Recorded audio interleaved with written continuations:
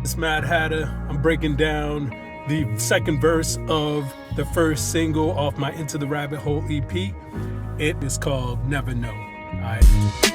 They say I'm a blend of classic and modern. When giving your ear, the signal is weird. The feeling it catches is awkward. I'm still not asking for pardons. Providing a military reference to classic warfare on the battleground, face-to-face, versus modern warfare, which is more high-tech, involves things like covert drones. I'm also drawing references to my artistry. So classic material I'm providing with modern delivery.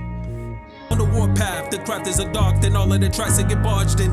As I smash up the jargon off and cause it whiplash in the margins. I'm a warship that's been undocked or let out to sea, and the tracks get barged in as a result of the damage that's wrought by me shifting the paradigm. And I smash up the jargon, causing whiplash to all of those that are rocking with me on this warship, who are few, and that's why they're in the margins. But the margins are also referencing the margins of the writing pad. It is blocked, I'm legging it out, bound to master these squads. Then after the fog, it's back to the sarge, cause no drops that get dodged. Heading is blocked, RIDING, saying I can no longer ride in this craft, I can no longer scare this craft due to some blockage that's happening ahead of me.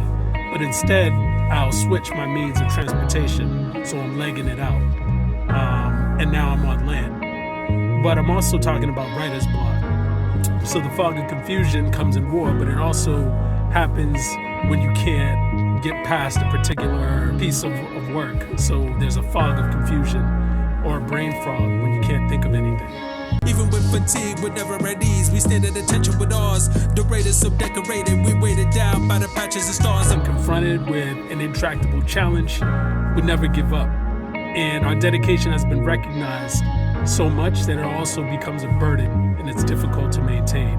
So it weighs heavy on us. The fatigues are also what military personnel wear when they're performing informal duties or when they're at ease.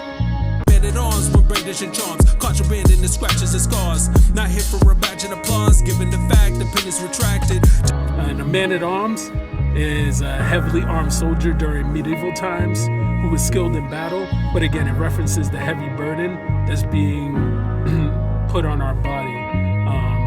And then contraband is also what you're carrying or transporting illegally. And in this case, we're transporting our pain and our struggle, sometimes against the will of the powers that be.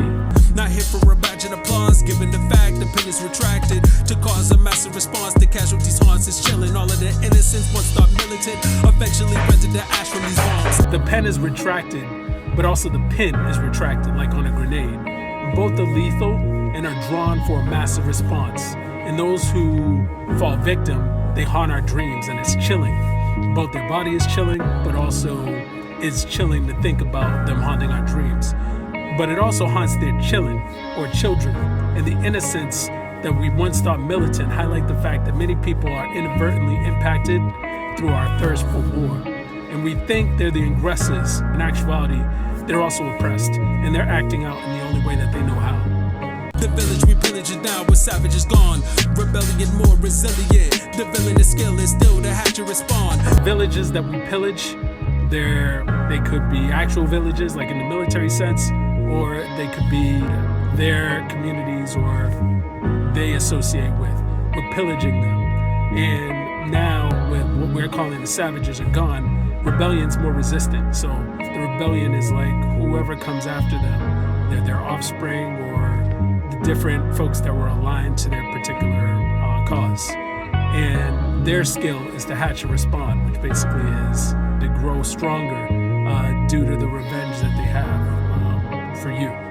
The enemy closing in, no clemency shown to him. Eventually releasing the ghost of men, exposing the souls within, but you would never know. Again, this sums up the tragic ending of a desire to succeed at the cost of your own humanity.